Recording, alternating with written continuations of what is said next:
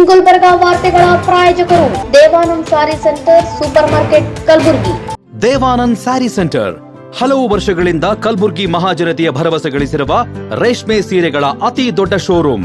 ಹಬ್ಬಗಳು, ಮದುವೆ, ಉಪನಯನ ಹಾಗೂ ನಿಮ್ಮ ಮನೆಯ ಶುಭ ಸಮಾರಂಭಗಳಿಗೆ ಬೇಕಾಗುವ ರೇಷ್ಮೆ ಸೀರೆಗಳಿಗೆ ದೂರದ ಬೆಂಗಳೂರು, ಹೈದರಾಬಾದ್ ನಗರಗಳಿಗೆ ಹೋಗುವ ಅಗತ್ಯವಿಲ್ಲ. ದೇವಾನಂದ್ ಸ್ಯಾರಿ ಸೆಂಟರ್ ನೀಡುತ್ತಿದೆ exclusive silk sari collections. Devanand sari ಸೆಂಟರ್ನಲ್ಲಿ ಈಗ ಮದುವೆ ಮುಂತಾದ ಶುಭ ಸಮಾರಂಭಗಳಿಗೆ ಕಾಂಚೀವರಂ ಸೇರಿದಂತೆ wedding brocade saris, pure Dharmavaram ಸೀರೆಗಳು, ಪ್ಯೂರ್ ಬನಾರಸ್ ಸೀರೆಗಳು, pure Uppada silk, pure Ilkal ಸೀರೆಗಳು, pure fancy Gadwal silk, pure Paithani ಸೀರೆಗಳು, ಪ್ಯೂರ್ ಸಾಫ್ಟ್ ಸಿಲ್ಕ್ ಸೀರೆಗಳು ವಿವಿಧ ವಿನ್ಯಾಸಗಳಲ್ಲಿ. ಕಲಬುರಗಿಯಲ್ಲೇ ಅತಿ ದೊಡ್ಡ ಮತ್ತು ವಿಶಾಲವಾದ 10,000 ಚದುರ ಅಡಿ ಇರುವ ಏಕೈಕ ಸ್ಯಾರಿ ಸೆಂಟರ್ ದೇವಾನಂದ್ ಸ್ಯಾರಿ ಸೆಂಟರ್. ಭೇಟಿ ಕೊಡಿ. ದೇವಾನಂದ್ ಸ್ಯಾರಿ ಸೆಂಟರ್, ಕಾಮತ್ ಹೋಟೆಲ್ ಹಿಂದುಗಡೆ, super market, Kalaburagi.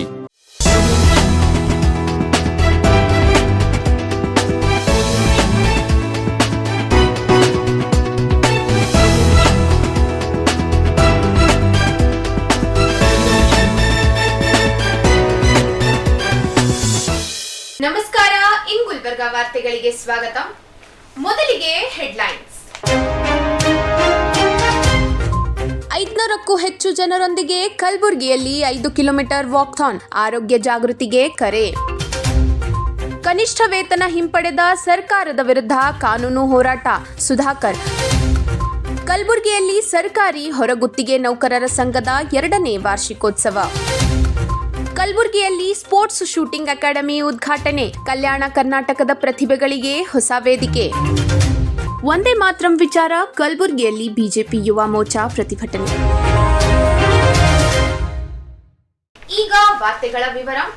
Kalaburagi runners club ವತಿಯಿಂದ ನಗರದ ಜಿಲ್ಲಾಧಿಕಾರಿ ಕಚೇರಿ ಆವರಣದಿಂದ ಭಾನುವಾರ 5 ಕಿಲೋಮೀಟರ್ ಮ್ಯಾರಥಾನ್ ನಡೆಯಿತು.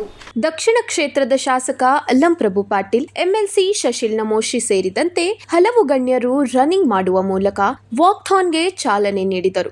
ಜಿಲ್ಲಾಧಿಕಾರಿ ಕಚೇರಿಯಿಂದ ಆರಂಭವಾದ ಮ್ಯಾರಥಾನ್ ಎಸ್ವಿಪಿ ವೃತ್ತದ ಮೂಲಕ ಜಗತ್ ವೃತ್ತಕ್ಕೆ ತೆರಳಿ ಬಳಿಕ ಜಿಲ್ಲಾಧಿಕಾರಿ ಕಚೇರಿಗೆ ಮರಳುವ ಮೂಲಕ ಸಮಾಪ್ತಿಗೊಂಡಿತ್ತು. ಈ ಸಂದರ್ಭದಲ್ಲಿ ಕೆಕೆಆರ್ಟಿಸಿ ಅಧ್ಯಕ್ಷ ಅರುಣ್ ಕುಮಾರ್ ಪಾಟೀಲ್, ಡಾಕ್ಟರ್ ಭರತ್ ಕೋಣೆನ್, ರಾಜು ಕಾಂತ್, ನಿತಿನ್ ಜವಳಿ ಸೇರಿದಂತೆ ಹಲವು ಮುಖಂಡರು ಮಾತನಾಡಿ ದೈಹಿಕ ಆರೋಗ್ಯದ ಮಹತ್ವ ಹಾಗೂ ನಿಯಮಿತ ವ್ಯಾಯಾಮದ ಕುರಿತು ಜನರಲ್ಲಿ ಜಾಗೃತಿ ಮೂಡಿಸಿದರು. ಕಾರ್ಯಕ್ರಮದಲ್ಲಿ ರಾಜು ಕಾಂತ್, ನಿತಿನ್ ಜವಳಿ, ಕಿರಣ್ ದೇಶ್ಮುಖ್, ಸಂಜು ರೆಡ್ಡಿ ಸೇರಿದಂತೆ ಯುವಕರು, ಮಹಿಳೆಯರು, ಮಕ್ಕಳು ಸೇರಿ 500ಕ್ಕೂ ಹೆಚ್ಚು ಮಂದಿ ಭಾಗವಹಿಸಿ ವಾಕ್ಥಾನ್ ಮ್ಯಾರಥಾನ್ನಲ್ಲಿ ಉತ್ಸಾಹದಿಂದ ಪಾಲ್ಗೊಂಡರು.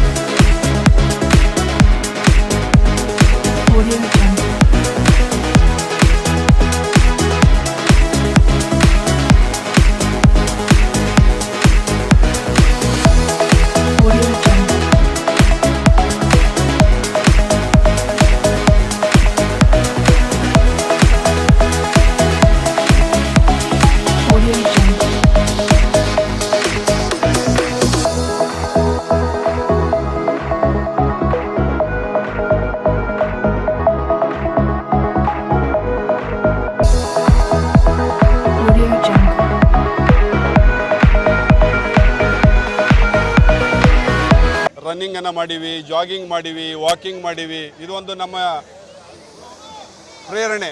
ಮುಂದಿನ ದಿನಗಳಲ್ಲಿ ಇನ್ನೂ ನಾವು ಇದಕ್ಕೆ ಹೆಚ್ಚಿಗೆ ಮಾಡೋಣ. ನಾವು ಇದು ಯಾರಿಗೆ ತೋರಿಸೋ ಸಲುವಾಗಿ ಅಲ್ಲ, ಯಾರಿಗೆ ಹೆಮ್ಮೆ ಪಡಿಸೋ ಸಲುವಾಗಿ ಅಲ್ಲ. ನಮ್ಮ ದೇಹ, ನಮ್ಮ ಹೆಲ್ತ್ ಈಸ್ ವೆಲ್ತ್ ಅಂತೇಳಿ ತಿಳ್ಕೊಂಡು ನಾವು ದಿನ ಎಲ್ಲೇ ಮಾಡಿ, ಇವತ್ತು ಗ್ರೌಂಡು ನಾವು ಸ್ಟೇಡಿಯಮ್ಗೆ ಹೋಗಬೇಕು, ಅಲ್ಲಿ ಹೋಗಬೇಕು ಅಂತ ನಮ್ಗೆ ಎಲ್ಲಿ ಸ್ಪೇಸ್ ಸಿಗುತ್ತೆ, ಎಲ್ಲಿ ಜಾಗ ಸಿಗುತ್ತೆ ಅಲ್ಲಿ ನಾವು ವಾಕಿಂಗ್ ಮಾಡೋಣ, ಜಾಗಿಂಗ್ ಮಾಡೋಣ, ಎಕ್ಸಸೈಸ್ ಮಾಡೋಣ. ಎಲ್ಲರೂ ಫಿಟ್ ಆಗಿರೋಣ, ಎಲ್ಲರೂ ಖುಷಿ ಆಗಿರೋಣ. ಎಲ್ಲರಿಗೆ ಜೈ ಹಿಂದ್. ಎಲ್ಲರಿಗೂ ನಮಸ್ಕಾರ. ಇವತ್ತಿನ ರವಿವಾರ ವಿಶೇಷ ಕಲಬುರಗಿಯಲ್ಲಿ ಏನಂತಂದರೆ Kalaburagi runners club and Kalaburagi runners association ಆಯಿತು, ಹಾಗೂ ವಿವಿಧ ಈಗ ನಮ್ಮ ಸ್ಟೇಡಿಯಮ್ದಲ್ಲಿ ಕರ್ನಾಟಕ ನಮ್ಮದು ವಾಕಿಂಗ್ ಗ್ರೂಪ್ ಇದೆ. ಸೊ ಈ ಎಲ್ಲ ಜನರು ಕೂಡಿ ಇದೊಂದು ಕಲಬುರಗಿಯಲ್ಲಿ ಒಳ್ಳೆ ಏನಂತಂದ್ರೆ ಯೂನಿಟಿ ರನ್ ಅಂತಂದು ಇವತ್ತಿನ ದಿವಸ ಬೆಳಗ್ಗೆ 5 ಕಿಲೋಮೀಟರನ್ನು ನಾವು ಮಿನಿ ವಿಧಾನಸೌಧದಿಂದ ಹಮ್ಮಿಕೊಂಡಿದ್ದು. ಇದೇನದ ಒಂದು ಒಳ್ಳೆಯ ಸಂದೇಶ ನಮ್ಮ ಕಲಬುರಗಿ ಜನರಿಗೆ ಅಥವಾ ವಿಶೇಷವಾಗಿ ಯುವಕರಿಗೆ ಆಯಿತು ಮತ್ತು ಲೇಡೀಸ್ಗೂ ಆಯಿತು. ಏನಂತಂದರೆ ಈ ಅಲಾಂಗ್ ವಿತ್ ನಮ್ಮದು ವರ್ಕ್ ಅಥವಾ ಅಕಾಡೆಮಿಕ್ ಇರಲಿ, ಈ ಒಳ್ಳೆಯ ಆರೋಗ್ಯವನ್ನು ಕಾಪಾಡೋದು ಭಾಳ ಇಂಪಾರ್ಟೆಂಟ್.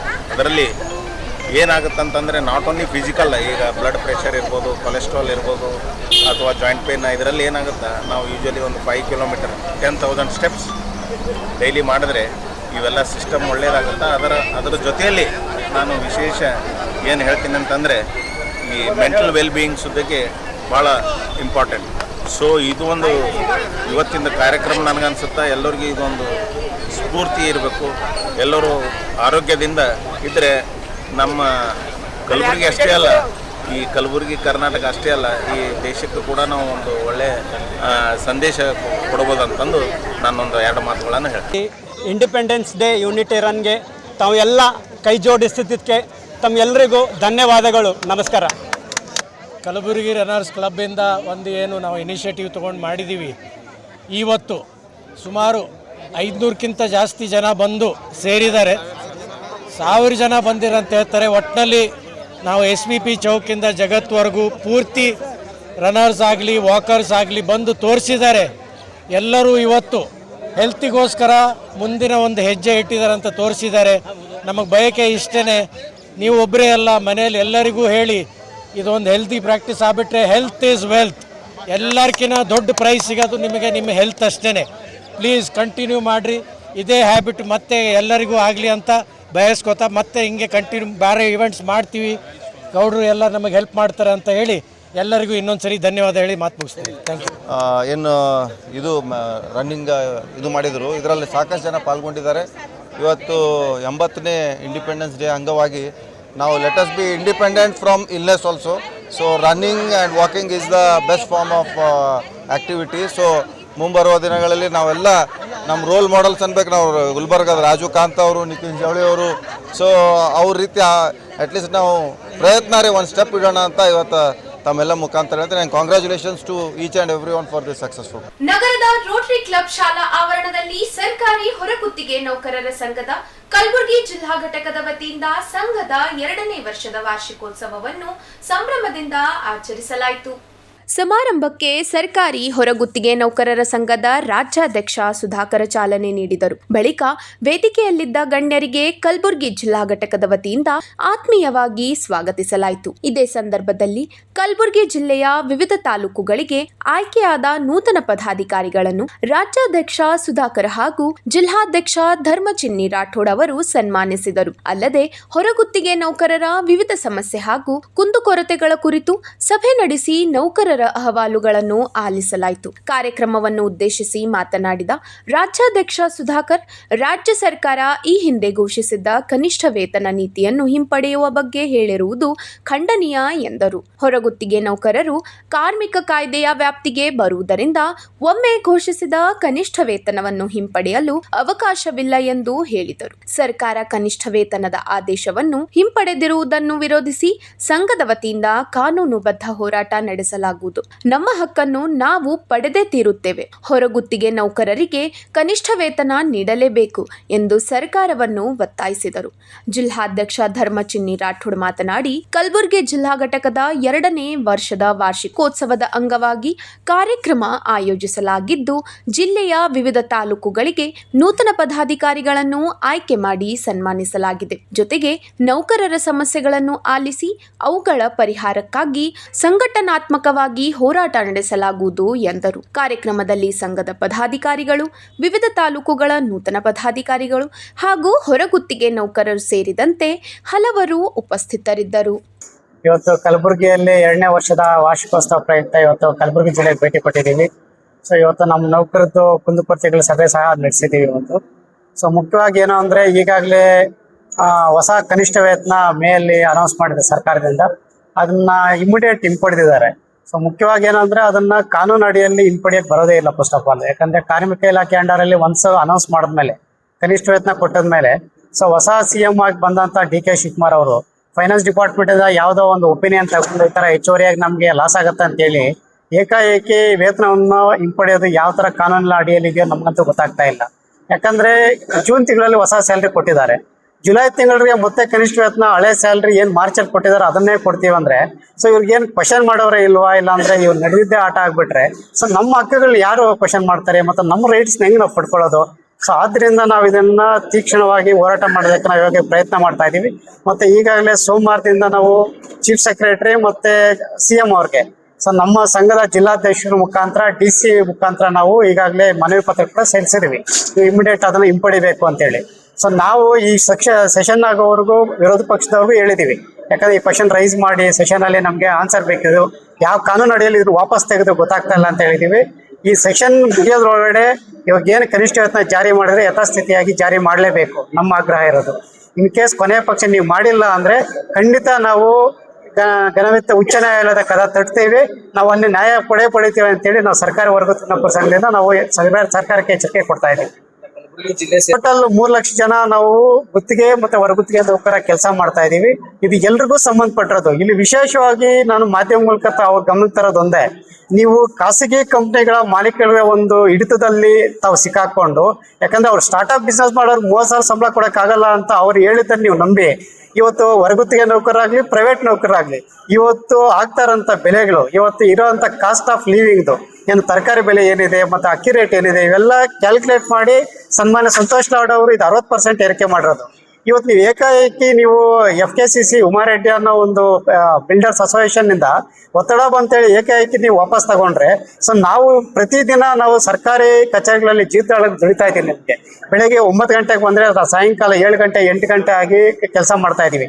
SIR ಡ್ಯೂಟಿಯಲ್ಲಿ ಮುಖ್ಯವಾಗಿ ತುಂಬಾ ಜನ ಅಧಿಕಾರಿಗಳು ಔಟ್ಸೋರ್ಸ್ ಅವರೆಲ್ಲ ಪ್ರಾಣ ಕಳ್ಕೊಳ್ತಾ ಇದ್ದಾರೆ. ಇದಕ್ಕೆ ಯಾವ್ದು ವ್ಯಾಲ್ಯೂನೇ ಇಲ್ವಾ? ಇದು ಕ್ವಶನ್ ಮಾಡೋರು ಯಾರು ಅನ್ನೋದು ನಮ್ಗೆ ಯಕ್ಷ ಪ್ರಶ್ನೆ ಆಗ್ಬಿಟ್ಟಿದೆ. ಆದ್ರಿಂದ ಇದನ್ನೆಲ್ಲ ನಾವು ಕುಲಂಶವಾಗಿ ನಮ್ಮ ಹಕ್ಕುಗಳನ್ನ ಪಡೆಯೋದಕ್ಕೋಸ್ಕರ ನಾವು ಹೈಕೋರ್ಟ್ ಮೆಟ್ಲು ಈ ಸೆಷನ್ ಒಳಗಡೆ ಆನ್ಸರ್ ಬಂದಿಲ್ಲ ಅಂದ್ರೆ ನಾವು ಕೋರ್ಟ್ ಮೆಟ್ಲು ಇದನ್ನ ಕ್ವಶನ್ ಮಾಡುವಂತ ಕೆಲಸ ನಾವು ಮಾಡ್ತೀವಿ, ಮತ್ತೆ ಅಲ್ಲಿ ನ್ಯಾಯ ಪಡೆಯುವಂತ ಕೆಲಸ ನಾವು ಮಾಡ್ತೀವಿ ಅಂತೇಳಿ ತಮ್ಮ ಮೂಲಕ ಅವ್ರು ತಿಳಿಸ್ತಾ ಇದ್ದೀವಿ. ಸರ್, ಮೊದಲನೇದಾಗಿ ಸರ್ಕಾರದ ನಮ್ಮ ನೌಕರಿ ಏನು ಕೆಲಸದ ಭದ್ರತೆ ಪಡ್ಕೊಳ್ಳೋದಕ್ಕೆ ಈಗಾಗಲೇ ನಾವು CEOಗಳ ಕಡೆಯಿಂದ ನಮ್ಗೇನು ಗುರುತಿನ ಚೀಟಿ ಮತ್ತೆ ಅಪಾಯಿಂಟ್ಮೆಂಟ್ ಆರ್ಡರ್ ಮತ್ತೆ ಸ್ಯಾಲರಿ ಸರ್ಟಿಫಿಕೇಟ್ ಏನ್ ಬೇಕೋ ಅದನ್ನ ಆದೇಶ ಮಾಡಿಸಿದೀವಿ. ಗುತ್ತಿಗೆದಾರರು ಇವಾಗ ಯಥಾಸ್ಥಿತಿ ಕೊಡ್ತಾ ಇದಾರೆ, ಇಷ್ಟು ದಿನ ಕೊಡ್ತಾ ಇರಲಿಲ್ಲ. ಇವಾಗ ನಮ್ಗೆ ಒಬ್ಬ ನೌಕರ ಅಂತ ಹೇಳ್ಕೊಳ್ಳೋದಕ್ಕೆ ನಮ್ಗೊಂದು ದಾಖಲಾತಿ ಸಿಕ್ತಂಗ ಆಗಿದೆ. ಇವಾಗ ಇಲ್ಲಿ ಸ್ಯಾಲರಿ ಕ್ವಶನ್ ಬಂದಾಗ ಕನಿಷ್ಠ ವೇತನ ಇದೇ ಸರ್ಕಾರ ಕೊಟ್ಟಿದೆ ನಮ್ಗೆ.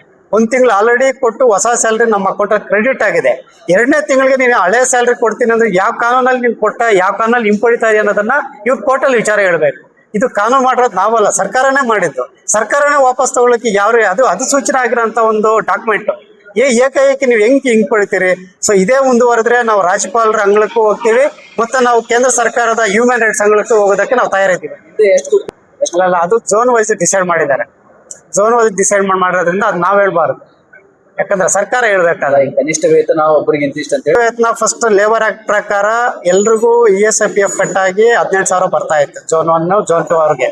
ಅದು ಏಕಾಏಕಿ 27,000ಕ್ಕೆ ಬಂತು ಹೊಸ ಸ್ಯಾಲ್ರಿ. ಅವರು 7,000 ರೂಪಾಯಿ ಜಾಸ್ತಿ ಆಯಿತು. ಸೊ ಆ 8,000 ರೂಪಾಯಿ ಇದರಲ್ಲಿ ನಮ್ಮ ನೌಕರು ಮಕ್ಕಳಿಗೆ ಅಟ್ಲೀಸ್ಟ್ ಫೀಸ್ ಕಟ್ಟೋದಕ್ಕಾದ್ರೂ ಆಗ್ತಾ ಇತ್ತು.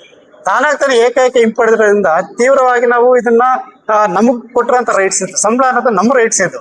ಸೊ ನೀವು ಕೊಟ್ಟಿರೋದನ್ನ ಏಕಾಏಕಿ ಹಿಂಪಡ್ಕೊಂಡ್ರೆ ಇವಾಗ 8,000 ಕ್ಯಾಲ್ಕುಲೇಷನ್ ಹೆಂಗ್ ಮಾಡಿದ್ರೆ ಹೆಂಗ್ ವಾಪಸ್ ತಗೊಂಡ್ರೆ ಬೇಕಲ್ಲ ನಮ್ಗೆ.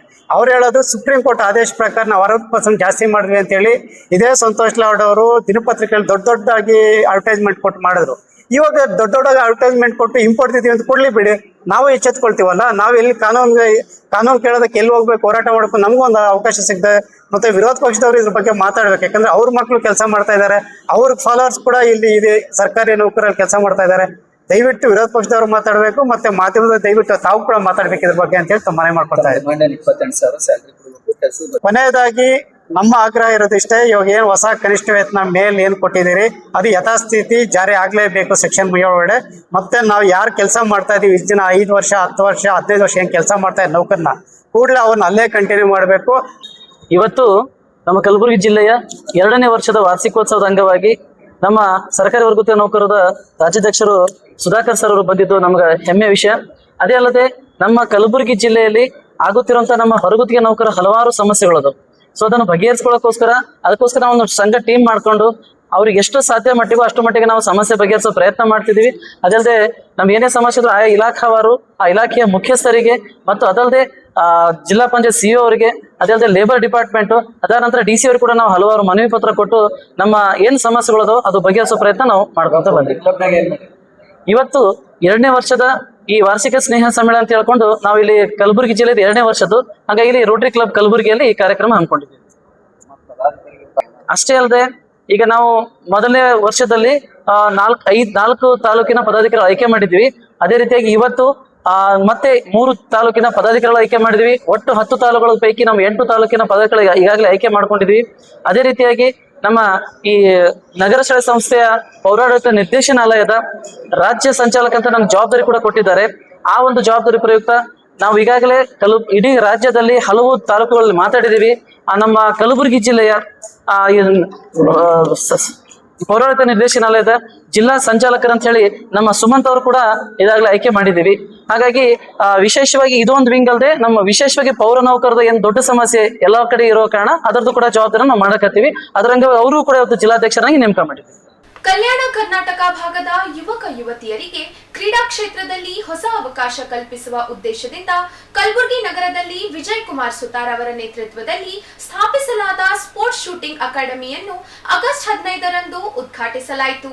ಮಾಜಿ ಸೈನಿಕರಾದ ಸುಬೇದಾರ್ ಚಂದ್ರಶೇಖರ್ ಅವರು ಅಕಾಡೆಮಿಗೆ ಚಾಲನೆ ನೀಡಿದರು. ಈ ಸಂದರ್ಭದಲ್ಲಿ ಮಾಜಿ ಸೈನಿಕರ ಸಂಘದ ಜಿಲ್ಲಾ ಅಧ್ಯಕ್ಷ ಬಸವರಾಜ್ ಬಿರಾದಾರ್ ಸೇರಿದಂತೆ ಹಲವು ಮಾಜಿ ಸೈನಿಕರು ಹಾಗೂ ಗಣ್ಯರು ಉಪಸ್ಥಿತರಿದ್ದರು. ಈ ವೇಳೆ ಮಾತನಾಡಿದ ಮಾಜಿ ಸೈನಿಕರು ಹಾಗೂ ಮಾಜಿ ಸೈನಿಕರ ಮಕ್ಕಳಿಗೆ ಶೂಟಿಂಗ್ ತರಬೇತಿಯಲ್ಲಿ ರಿಯಾಯಿತಿ ದರದಲ್ಲಿ ತರಬೇತಿ ನೀಡುವಂತೆ ಅಕಾಡೆಮಿ ಆಡಳಿತ ಮಂಡಳಿಗೆ ಮನವಿ ಮಾಡಿದರು. ಅಕಾಡೆಮಿ ಸಂಸ್ಥಾಪಕ ವಿಜಯ್ ಕುಮಾರ್ ಸುತಾರ್ ಮಾತನಾಡಿ, ತಮ್ಮ ಮಗನಿಗೆ ಶೂಟಿಂಗ್ ತರಬೇತಿ ಕೊಡಿಸಬೇಕೆಂಬ ಆಸೆ ಇದ್ದಾಗ ಕಲ್ಯಾಣ ಕರ್ನಾಟಕ ಭಾಗದಲ್ಲಿ ಸೂಕ್ತ ತರಬೇತಿ ವ್ಯವಸ್ಥೆ ಇರಲಿಲ್ಲ. ಹೀಗಾಗಿ ಹೈದರಾಬಾದ್ಗೆ ಕಳುಹಿಸುವ ಬದಲು ಕಲಬುರಗಿಯಲ್ಲಿಯೇ ಶೂಟಿಂಗ್ ಅಕಾಡೆಮಿ ಸ್ಥಾಪಿಸುವ ನಿರ್ಧಾರ ಕೈಗೊಂಡಿದ್ದಾಗಿ ತಿಳಿಸಿದರು. ಇದು ಕೇವಲ ತಮ್ಮ ಮಗನಿಗಾಗಿ ಆರಂಭಿಸಿರುವ ಅಕಾಡೆಮಿ ಅಲ್ಲ, ಕಲ್ಯಾಣ ಕರ್ನಾಟಕದ ಪ್ರತಿಭಾವಂತ ಯುವಕ ಯುವತಿಯರು ಶೂಟಿಂಗ್ ಕ್ರೀಡೆಯಲ್ಲಿ ಬೆಳೆಯಬೇಕು, ರಾಜ್ಯ ಹಾಗೂ ರಾಷ್ಟ್ರ ಮಟ್ಟದಲ್ಲಿ ಸಾಧನೆ ಮಾಡಿ ಈ ಭಾಗದ ಕೀರ್ತಿ ಹೆಚ್ಚಿಸಬೇಕೆಂಬ ಉದ್ದೇಶದಿಂದ ಅಕಾಡೆಮಿ ಸ್ಥಾಪಿಸಲಾಗಿದೆ ಎಂದು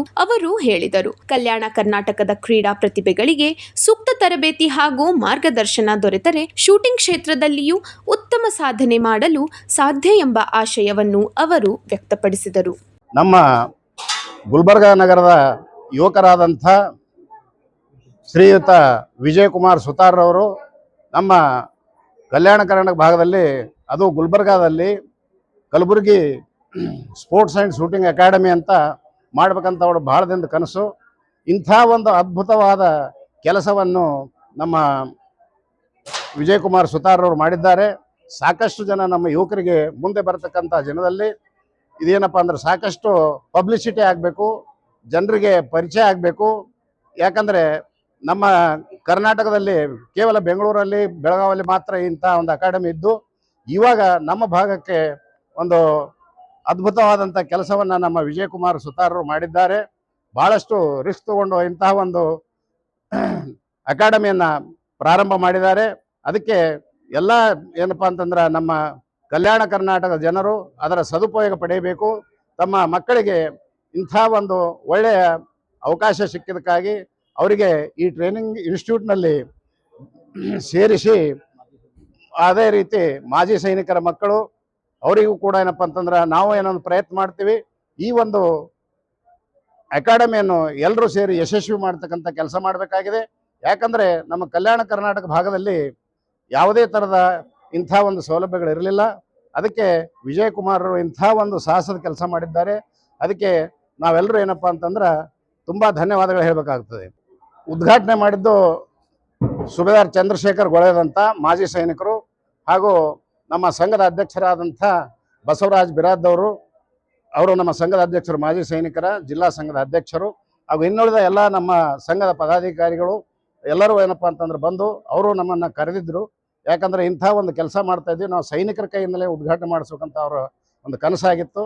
ಅದನ್ನು ನಾವು ಎಲ್ಲರೂ ಏನಪ್ಪ ಅಂತಂದ್ರೆ ಪ್ರೋತ್ಸಾಹ ಕೊಟ್ಟು ಇವತ್ತು ಇಲ್ಲಿಗೆ ಬಂದು ಅವರ ಈ ಅಕಾಡೆಮಿಯನ್ನು ಉದ್ಘಾಟನೆ ಮಾಡಿದ್ದಕ್ಕೆ ನನಗೆ ತುಂಬ ಸಂತೋಷ ಆಗ್ತಾಯಿದೆ. ಮುಂದೆ ಬರ್ತಕ್ಕಂಥ ದಿನದಲ್ಲಿ ವಿಜಯ್ ಕುಮಾರಿಗೆ ಯಾವುದೇ ಒಂದು ಥರದ ಪ್ರೋತ್ಸಾಹ ಬೇಕಿದ್ರೆ ನಾವೆಲ್ಲ ಮಾಜಿ ಸೈನಿಕರೇನಪ್ಪ ಅಂದ್ರೆ ಅವರಿಗೆ ಕೊಡಲಿಕ್ಕೆ ರೆಡಿ ಇದ್ದೀವಿ. ವಿಜಯ್ ಕುಮಾರ್ರಲ್ಲಿ ಇನ್ನೊಂದು ವಿಷಯ ಕೇಳ್ಕೊಳ್ಳೋದೇನೆಂದರೆ, ಮಾಜಿ ಸೈನಿಕರ ಮಕ್ಕಳಿಗೆ ಏನಾದರೂ ಏನಪ್ಪ ಅಂದ್ರೆ ಬೇರೆದರಲ್ಲಿ ಯಾವ ರೀತಿ ಕನ್ಸೆಷನ್ ಅದು ಕೊಡ್ತಾರೆ, ಏನಾದರೂ ಕೊಟ್ಟರೆ ನಮ್ಮ ಮಕ್ಕಳ ಜೊತೆಗೆ ಬೇರೆ ಮಕ್ಕಳಿಗೆ ಏನಪ್ಪ ಅಂದ್ರೆ ಇಲ್ಲಿ ಕಳಿಸ್ತಕ್ಕಂಥ ಕೆಲಸ ಮಾಡ್ತೀವಿ. ಏನಾದರೂ ಮಾಡಿ ನಮ್ಮ ಕಲ್ಯಾಣ ಕರ್ನಾಟಕ ಭಾಗದಲ್ಲಿ 80 ವರ್ಷದ ನಂತರ ಇಂಥ ಒಂದು, ಯಾಕಂದರೆ ಸ್ವಾತಂತ್ರ್ಯ ಸಿಕ್ಕು 80 ವರ್ಷ ಆಯಿತು, ಇಲ್ಲಿವರೆಗೆ ಯಾರು ಏನಪ್ಪ ಅಂದ್ರೆ ಈ ಸ್ಪೋರ್ಟ್ಸ್ ಬಗ್ಗೆ ಅಷ್ಟು ವಿಚಾರ ಮಾಡಿರಲಿಲ್ಲ. ನಮ್ಮ ಗುಲ್ಬರ್ಗ ಭಾಗದಿಂದ ಯಾರು ಏನಪ್ಪ ಅಂತಂದ್ರೆ ಶೂಟಿಂಗ್ ಅಕಾಡೆಮಿಲಿ ಯಾರೂ ಹೋಗಿಲ್ಲ. ಹಾಗಾಗಿ ಮುಂದೆ ಬರ್ತಕ್ಕಂಥ ದಿನಗಳಲ್ಲಿ ರಾಜ್ಯ ಮಟ್ಟದಲ್ಲಿ, ರಾಷ್ಟ್ರ ಮಟ್ಟದಲ್ಲಿ, ಒಲಿಂಪಿಕ್ಸ್ನಲ್ಲಿ ನಮ್ಮ ಗುಲ್ಬರ್ಗಾದ ಯುವಕರು ಕೂಡ ಹೆಸರು ಮಾಡ್ತಕ್ಕಂಥ ಒಂದು ಅವಕಾಶ ಇದೆ.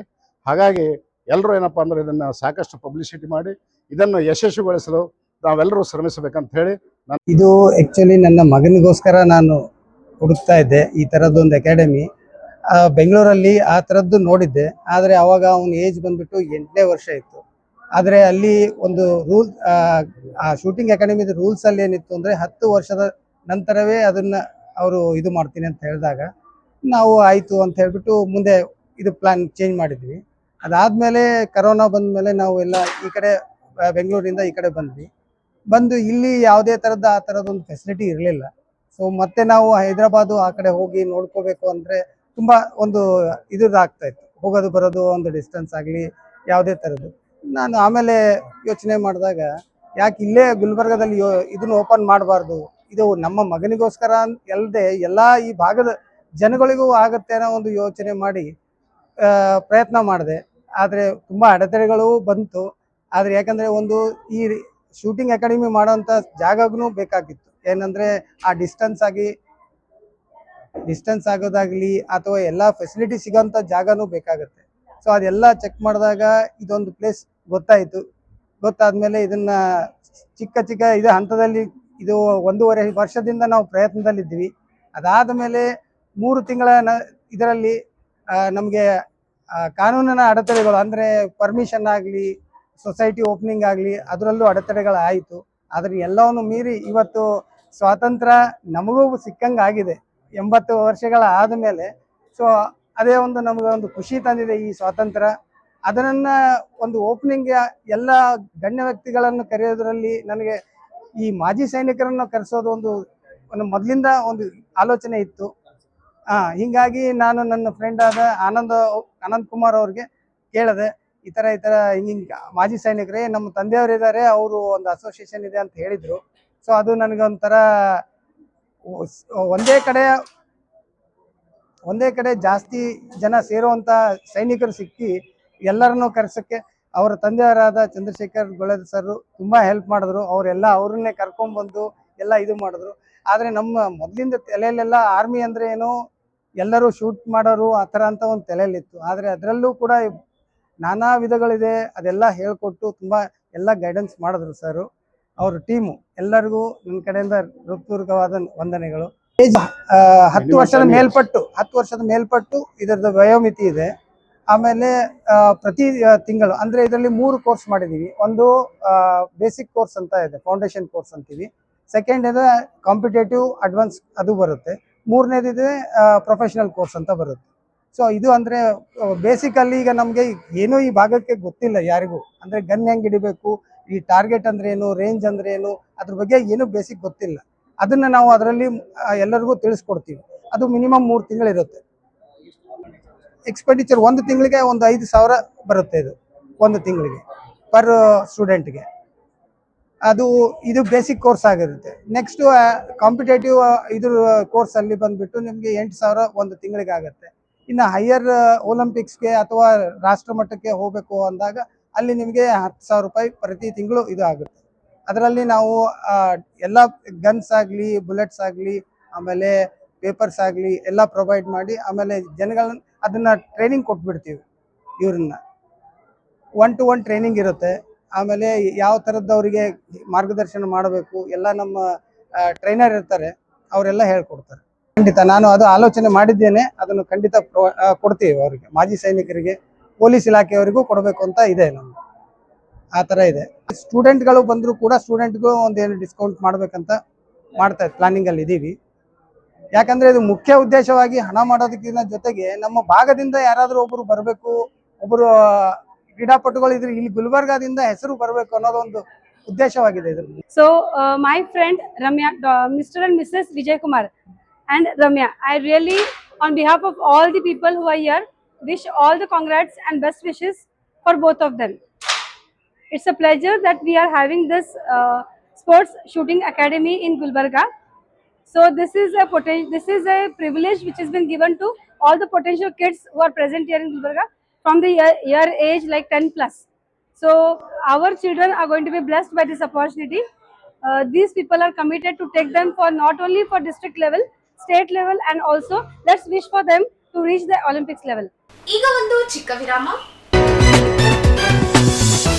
ದೇವಾನಂದ್ ಸ್ಯಾರಿ ಸೆಂಟರ್ ಹಲವು ವರ್ಷಗಳಿಂದ ಕಲಬುರ್ಗಿ ಮಹಾಜನತೆಯ ಭರವಸೆ ಗಳಿಸಿರುವ ರೇಷ್ಮೆ ಸೀರೆಗಳ ಅತಿ ದೊಡ್ಡ ಶೋರೂಮ್.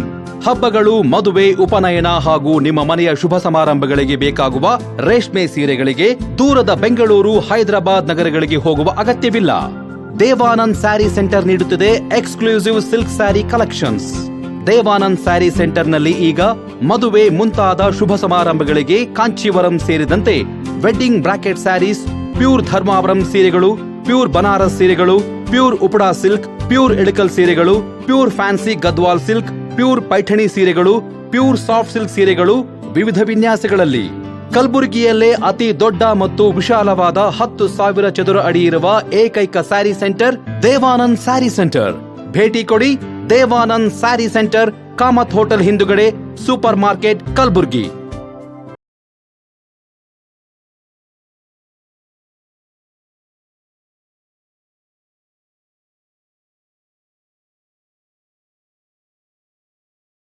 ಸ್ವಾತಂತ್ರ್ಯೋತ್ಸವದಂದು ವಂದೇ ಮಾತರಂ ಹಾಡಿಗೆ ಸೋನಿಯಾ ಗಾಂಧಿ ಆಕ್ಷೇಪ ವ್ಯಕ್ತಪಡಿಸಿದ್ದಾರೆ ಎನ್ನಲಾದ ವಿಚಾರಕ್ಕೆ ಸಂಬಂಧಿಸಿದಂತೆ ಕಲಬುರಗಿಯಲ್ಲಿ ಬಿಜೆಪಿ ಯುವ ಮೋರ್ಚಾ ವತಿಯಿಂದ ಪ್ರತಿಭಟನೆ ನಡೆಯಿತು. ನಗರದ ಅನ್ನಪೂರ್ಣ ಕ್ರಾಸ್ನಿಂದ ಕಾಂಗ್ರೆಸ್ ಕಚೇರಿಯತ್ತ ಪ್ರತಿಭಟನಾ ಮೆರವಣಿಗೆ ನಡೆಸಿದ ಬಿಜೆಪಿ ಕಾರ್ಯಕರ್ತರು ಕಾಂಗ್ರೆಸ್ ಹಿರಿಯ ನಾಯಕರ ವಿರುದ್ಧ ಆಕ್ರೋಶ ವ್ಯಕ್ತಪಡಿಸಿದರು. ಕಾಂಗ್ರೆಸ್ ಕಚೇರಿಗೆ ಮುತ್ತಿಗೆ ಹಾಕಲು ಮುಂದಾದ ಪ್ರತಿಭಟನಾಕಾರರನ್ನು ಪೊಲೀಸರು ಮಾರ್ಗ ಮಧ್ಯೆಯೇ ತಡೆದರು. ಈ ವೇಳೆ ಪ್ರತಿಭಟನಾಕಾರರು ಹಾಗೂ ಪೊಲೀಸರ ನಡುವೆ ಕೆಲಕಾಲ ತಳ್ಳಾಟ, ನೂಕಾಟ ನಡೆಯಿತು. ಪರಿಸ್ಥಿತಿ ನಿಯಂತ್ರಿಸಲು ಪೊಲೀಸರು ಪ್ರತಿಭಟನಾಕಾರರನ್ನು ವಶಕ್ಕೆ ಪಡೆದರು. ಪ್ರತಿಭಟನೆ ವೇಳೆ ಬಿಜೆಪಿ ಕಾರ್ಯಕರ್ತರು ಕಾಂಗ್ರೆಸ್ ವಿರುದ್ಧ ಘೋಷಣೆಗಳನ್ನು ಕೂಗಿ ಆಕ್ರೋಶ ಹೊರಹಾಕಿದರು. ಏನು ನಮ್ಮ ದೇಶದಲ್ಲಿ ನಿನ್ನೆ ದಿವಸ ಒಂದು 80ನೇ ಸ್ವಾತಂತ್ರ್ಯ ದಿನಾಚರಣೆ ಅಂಗವಾಗಿ ಏನೊಂದು ದೆಹಲಿಯಲ್ಲಿ ಮೇನ್ ಹೆಡ್ ಕ್ವಾರ್ಟರ್ಸ್, ಕಾಂಗ್ರೆಸ್ ಹೆಡ್ ಕ್ವಾರ್ಟರ್ಸ್ನಲ್ಲಿ ಒಂದು ಧ್ವಜಾರೋಹಣ ಮಾಡ್ತಾರೆ.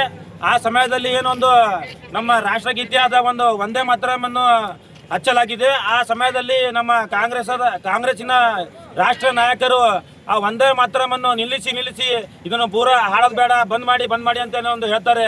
ಅದಕ್ಕೆ ಅಪಮಾನವನ್ನು ಮಾಡ್ತಾರೆ. ಇದು ಖಂಡನೀಯ. ಇದನ್ನು ಖಂಡಿಸಿ ನಾವು ನಮ್ಮ ಕಲಬುರಗಿಯಲ್ಲಿ ಬಿಜೆಪಿ ಯುವ ಮೋರ್ಚಾದ ಕಡೆಯಿಂದ ಒಂದು ಪ್ರತಿಭಟನೆ ಮಾಡ್ತಾ ಇದ್ದೀವಿ. ಇವತ್ತಿನ ದಿವಸ ಕಾಂಗ್ರೆಸ್ ಪಕ್ಷದವರು ಏನೊಂದು ವಂದೇ ಮಾತರಂಗೆ ಒಂದು ಅಪಮಾನ ಮಾಡ್ತಿದ್ದಾರೆ. ಇದು ಒಂದು ಸ್ವಲ್ಪ ಅವರ ವೋಟರ್ಸ್ಗಳಿಗೆ ಮನವೊಲಿಸೋದಕ್ಕಾಗಿ ಈ ಥರ ಮಾಡ್ತಾ ಇದ್ದಾರೆ ಅಂತೇಳಿ ನಮಗೆ ಕಂಡು ಬರುತ್ತೆ. ಏನಪ್ಪ ಅಂದರೆ ವಂದೇ ಮಾತರಂ ನಮಗೆ ಸ್ವಾತಂತ್ರ್ಯ ಸಿಗೋದಕ್ಕಿಂತ ಮೊದಲಿಂದನೂ ಈ ವಂದೇ ಮಾತರಂ ಹಾಡನ್ನು ನಾವು ನಮ್ಮ ಸ್ವಾತಂತ್ರ್ಯ ಹೋರಾಟಗಾರರು ಬ್ರಿಟಿಷರ ವಿರುದ್ಧ ಹಾಡ್ತಿದ್ರು. ಸೊ ಇದಕ್ಕೆ ನಮ್ಮ ದೇಶಕ್ಕಿಂತ ಜಾಸ್ತಿ ಹಿನ್ನೆಲೆ ಉಳ್ಳ ಒಂದು ಇತಿಹಾಸ ಇದೆ ವಂದೇ ಮಾತರಂಗೆ. ಆದ ಕಾರಣ ವಂದೇ ಮಾತರಂ ಹಾಡಿಗೆ ಯಾರ್ಯಾರು ಅಪಮಾನ ಮಾಡ್ತಾರೆ, ಅದನ್ನು ಯಾರು ಅಗೌರವವಾಗಿ ಮಾಡ್ತಾರೆ, ಇದು ಖಂಡನೀಯ. ಸ್ವಾತಂತ್ರ್ಯ ದಿನಾಚರಣೆ ಅಂಗವಾಗಿ ಧ್ವಜಾರೋಹಣದ ಪ್ರಯುಕ್ತ ಡೆಲ್ಲಿಯಲ್ಲಿ ನಮ್ಮ ಭಾರತ ದೇಶದ ನಾಯಕರು ಸೋನಿಯಾ ಗಾಂಧಿಯವರು ಮತ್ತು ನಮ್ಮ ಕಲಬುರಗಿ ಜಿಲ್ಲೆಯ ಹಿರಿಯ ನಾಯಕರು, ನಮಗೂ ಅವ್ರ ಬಗ್ಗೆ ಭಾಳ ಅಭಿಮಾನ ಇದೆ, ರಾಷ್ಟ್ರ ಮಟ್ಟಕ್ಕೆ ಹೋಗಿದ್ದಾರೆ.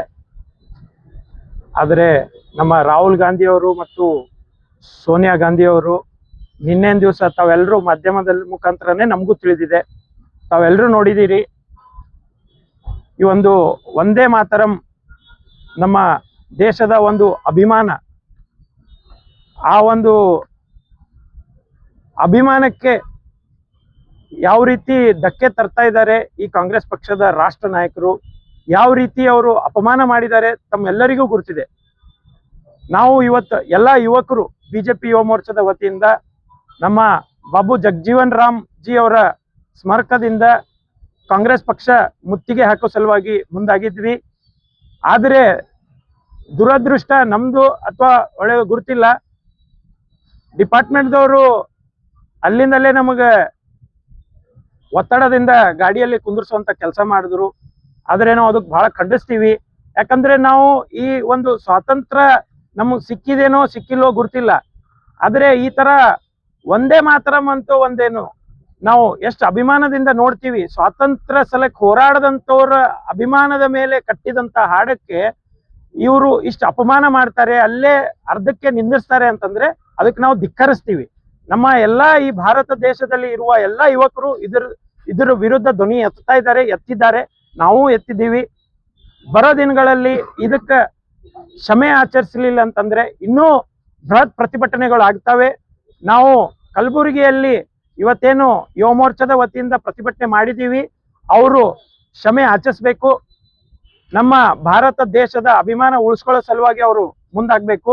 ಇಲ್ಲ ಅಂತಂದ್ರೆ ನಾವು ಮತ್ತೆ ಕಾಂಗ್ರೆಸ್ ಪಕ್ಷದ ಎದುರುಗಡೆ ಹೋರಾಟ ಮಾಡಿ ಕಚೇರಿಯನ್ನ ಮುತ್ತಿಗೆ ಹಾಕುವಂತ ಕೆಲಸ ನಾವು ಯುವಕರು ಮಾಡ್ತೀವಿ.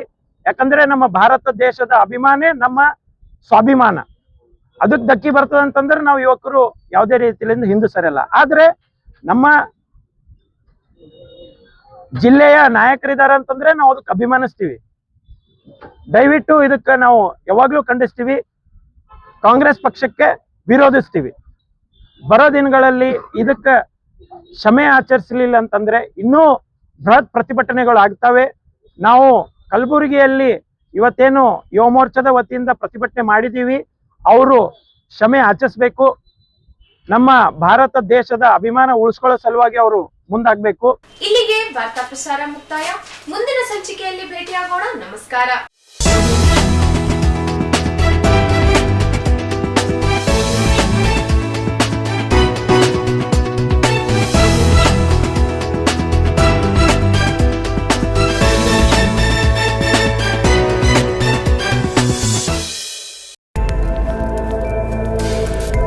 ಇನ್ ಗುಲ್ಬರ್ಗಾ ವಾರ್ತೆಗಳ ಪ್ರಾಯೋಜಕರು Devanand sari centre super market Kalaburagi ಹಾಗೂ ಸಹ ಪ್ರಾಯೋಜಕರು शकायना बैप्टिस्ट अकेडमी 23 वर्षों की उत्कृष्ट शैक्षणिक सेवा ದೊಡ್ಡಪ್ಪ ಅಪ್ಪ PU college of science. Devanand sari centre ಹಲವು ವರ್ಷಗಳಿಂದ ಕಲಬುರ್ಗಿ ಮಹಾಜನತೆಯ ಭರವಸೆ ಗಳಿಸಿರುವ ರೇಷ್ಮೆ ಸೀರೆಗಳ ಅತಿ ದೊಡ್ಡ ಶೋರೂಮ್.